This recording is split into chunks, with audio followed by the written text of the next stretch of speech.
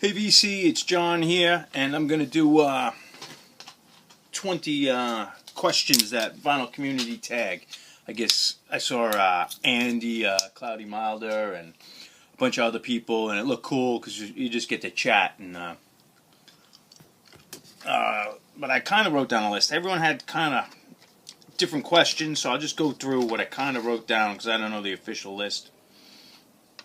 But and it might not be too heavy metal this time, unfortunately, because that's really what I want to show or talk about. But how many records do I have? And I was looking, I guess LPs, this is a guess, I have more than 4,000 but less than 5,000. So somewhere in there is my best guesstimate. I have like some boxes downstairs of doubles, but 45s I'm not even going to attempt. But I don't have as many 45s as 4,000, but maybe, I don't know. I'm not even going to guess on 45s.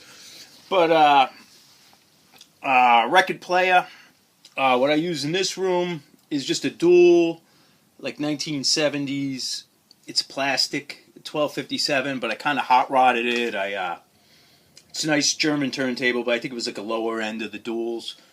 But I bypassed the mute switch. I hardwired it with like monster cables and put an adapter on the tone arm, and I don't know, I filled it all up with clay, so it's pretty cool. But it's not hi-fi, not audiophile stuff, but it's like a nice representation. I have like old 70s Advent speakers, and a Marantz receiver, and together it just sounds like what a decent room would have sounded like in 79, 78 to 81.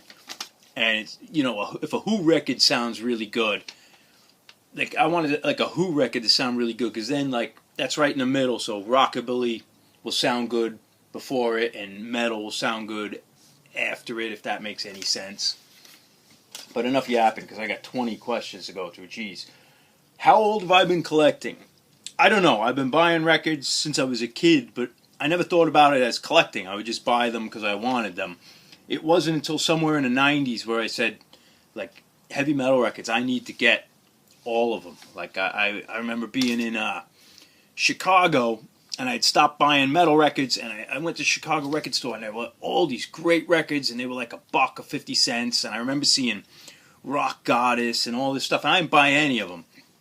But then I got home, and I said, man, those are good records, and they're awfully cheap. I said, I got to start collecting these things, and I guess that started maybe figure 95-ish, somewhere around there, when I actually said I'm going to go collect records. But I probably had like 2,000 records at least anyway, but I wasn't a collector. First record, okay, now this is the record part. The first record I ever got, and I don't know the first record, but I had these records, and my mother saved them and gave them to me only a couple years ago. So I have like a box of all the old records. I got G.I. Joe. It's got a book in there, like to turn the page. I got Space 1999. I got a Hobbit one, which got a book in there. This is a great one. Kojak. And then Planet of the Apes. And then I got some 45s and Mickey Mouse stuff. But those are the first records I had. First record... I skipped one. Oldest record I have. This is not the oldest record, but this will be the oldest rock and roll record, and it's 1956. There's a little sticker there. But it's Screamin' Jay Hawkins, I Put a Spell on You, and the B-side is Little Demon, and great stuff. So this is like proto-metal. Figure he's got the skulls, the pyrotechnics, and he came out of a coffin. They come out of a coffin live, and Little Demon and Put a Spell on You, I'll consider that like proto-metal. But this is on the OK label, 56. But I got a lot of older records, a lot of Western Swing. I got some Hank Williams, and just like a lot of, not a lot, but I got a bit of honky tonk, like Ernest Tubb and stuff from probably the mid-40s, maybe some early 40s.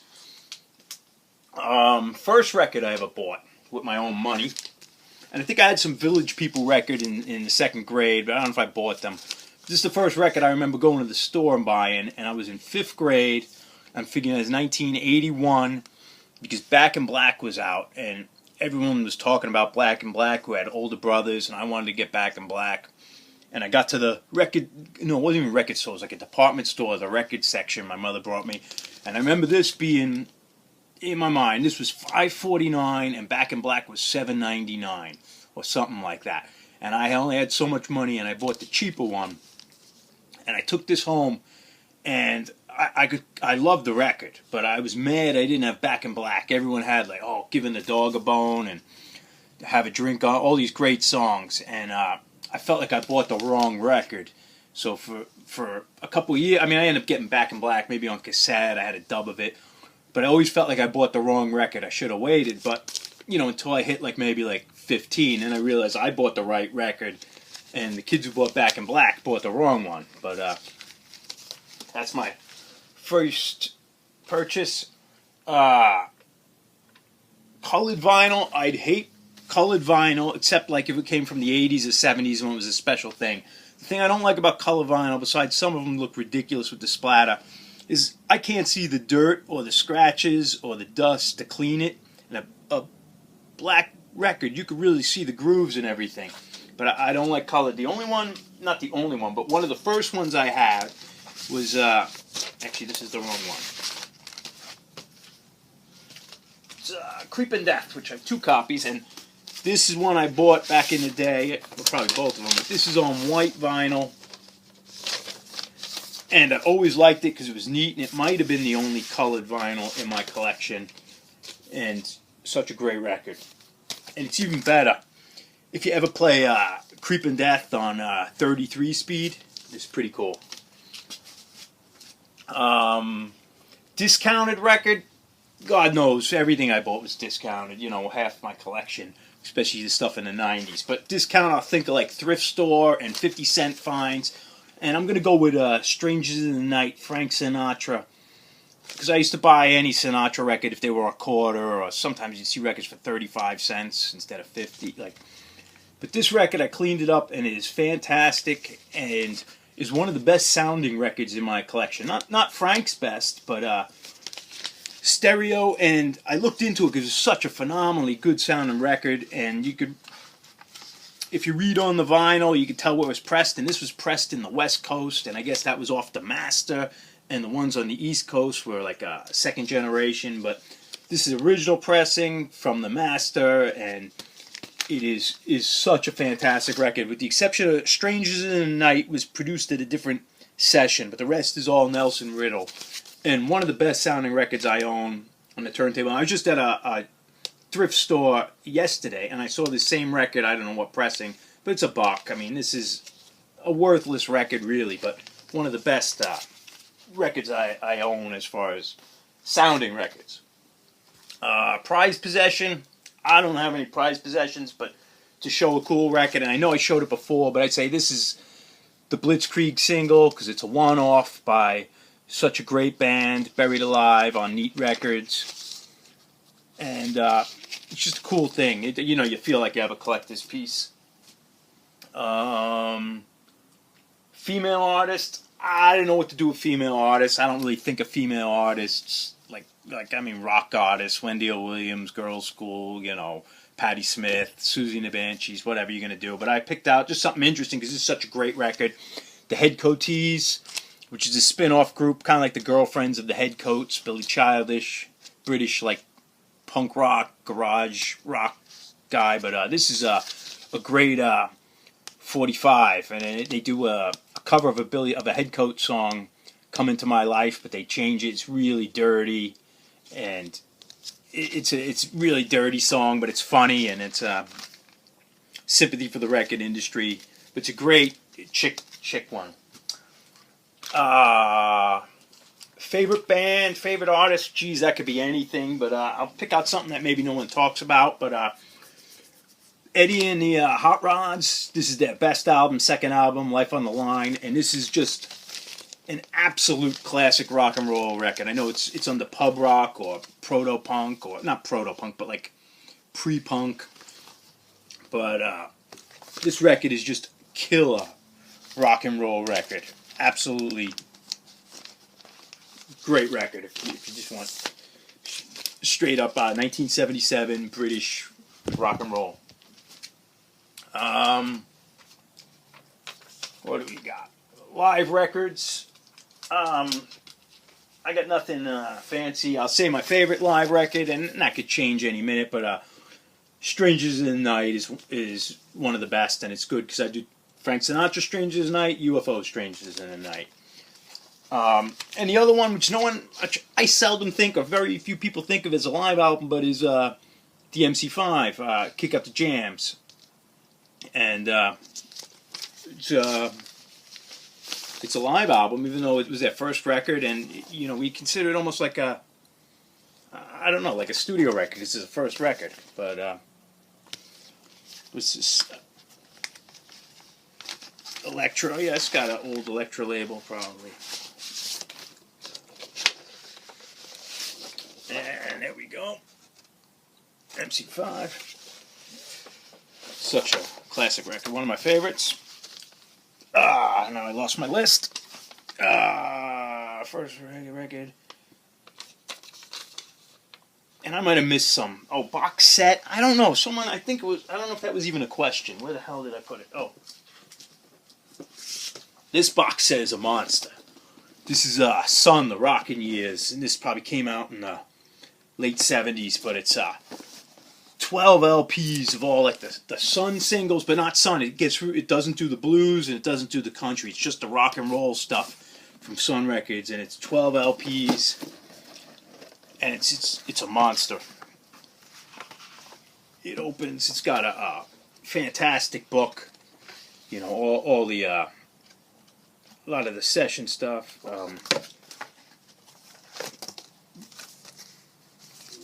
All the records have information on the sleeves and pictures, and goes through all the artists. The only one missing is Elvis because of probably the licensing with RCA, but you don't really need it. But it's just a fantastic box set, and it's nice to go through it every couple years, pull it out instead of just doing the CD comps or those LP comps that aren't that good. Impulse buy. I got an impulse buy. This record I bought years ago. I just saw this and I didn't know what it was. David Peel and the Deathalettes. And it's an odd record. If you look, there's all these musicians, so you didn't know if this was a rock record or what. But it's called Death to Disco. And every song is I hate disco, junk rock, I hate you, disco sucks, rock and roll forever, death to disco, blood murder, disco taps, baby I can't take it. So I said this record's gotta be good. And it was Orange Records, New York. And I'm going to throw this on and we'll listen to this in the background because this is one of the best scores I ever did for something I had no idea. And now I know David Peel and stuff. He was, I guess his claim to fame was he was a buddy of John Lennon's during when he lived in New York, and he put out other stuff. And what year is this? I'd say this is like 81, 1980. But if you look, G.G. Allen's actually on this record from 1980. It's a hysterical record. I'll keep it in the background. It's really one of the best records I own. And that was a blind buy.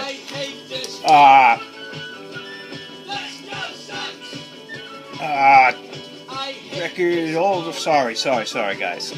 Record. Where am I? God damn. Most played rarity. Oh, I think a gift record. I don't know what gift, but I do know my wife bought me this Goblin 45 not that long ago. I don't think I showed this because it's not really metal. And it's also on colored vinyl. But the Goblin, an Italian 1970s kind of soundtrack, horror movie soundtrack kind of experimental band. And that's a gift. Let's see. Rarity? What have I got? Oh, most played record. I'm going to show this. I absolutely love this record. This came out in 2008. And Don Cavalli, he's a French cat. And this record, Cryland, is one of my favorite records. The way it looks, and I mean, it doesn't look good.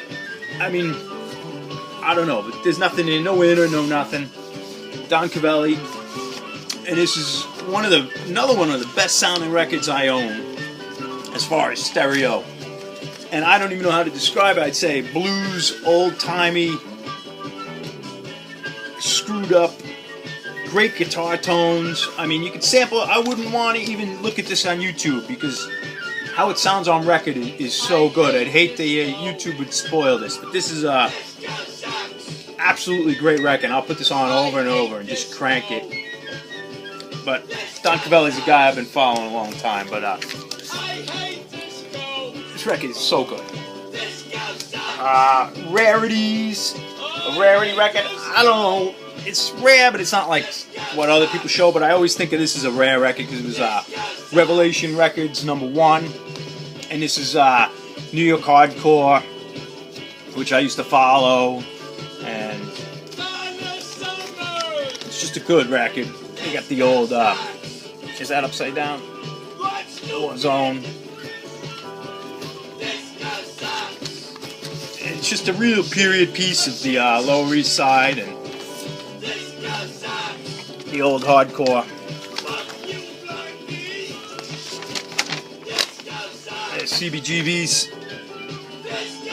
And that's what it used to look like on Sundays. And so I think of that as a pretty cool rarity. Lower East Side crew. And you figure this is all gone. There's no more kids hanging out in Manhattan. There's no more Lower East Side. Like, everyone there is all like rich kids, young professionals. There's no more city kids anymore. And you figure Lower East Side crew went back to not hardcore, but like my grandmother and like whoever else was in, like she lived in the Lower East Side, and her brothers. So they're like the Bowery Boys. You just think it was there probably since the 1700s, like kids hanging around, punks and stuff. And they're all gone now, or just about all gone. It just doesn't exist. But so that's pretty cool. Rainy Day Records. I don't know Rainy Day Records. The same usual stuff. I guess you could put on Sisters of Mercy or whatever. I got this 10-inch from Dollar Bill. This is live. He's a one-man band, blues cat, but he's kind of like, he does one-man, like 1950s blues boppers and stuff, harmonica, and it's great. He's like Dr. Ross. Sounds a bit like Dr. Ross meets a little Slim Harpo, John Lee Hooker, let's say. But this is great, kind of traditional blues. Spaceman 3, I guess this is, I'd say, 86, 85. And this is original. This is on Genius, or maybe it was original on Glass, but this was back in the day. This is like getting another Velvet Underground record, and it's real like moody and definitely druggy and rainy day-ish. Let's see what I got. It looks like maybe the best ones are feel-good records, and I would say like the first 4 Van Halen records are feel-good. You could throw that Eddie and the Hot Rods in there as feel-good records. I always go and grab like a Bo Diddley record, or maybe a CD. Sometimes you throw a CD in before you're going out. Record store day. I don't do record store day. I don't know. Favorite. Nostalgic. I'd say nostalgic. I mean, I could go with anything. This is Venom. I had this record when I was a kid. And the thing about Venom, I had this record and I had Welcome to Hell on Neat Records when I was a young man. And then they came out, Combat put these out with the extra songs, the singles. And I said to myself, those ones have the extra songs. So I sold my Neat Records and then bought these new. And there's no inner sleeves. Not that I had the poster. I didn't have the inners on Welcome to Hell. The Neat didn't come with it. But I sold 2 original Neats to get the Combats because they both had extra track or 2 on them. And since I'm just about done, I just want to put on the best song. up against the wall. This is the best blind buy I ever made. Recent record I bought. I just picked up this sound barrier. This is the EP. It's an African American heavy metal band. I think they started out like the first one's like funky new wave, hard rock, and then they went straight out metal. And this is really good record. And they have another one after this, a full length. On, is it on Metal Blade? I have to think. This is Pitbull Records. Sorry if there's kids listening to this. And I think that's my 20 questions. I let this go for like 10 more seconds.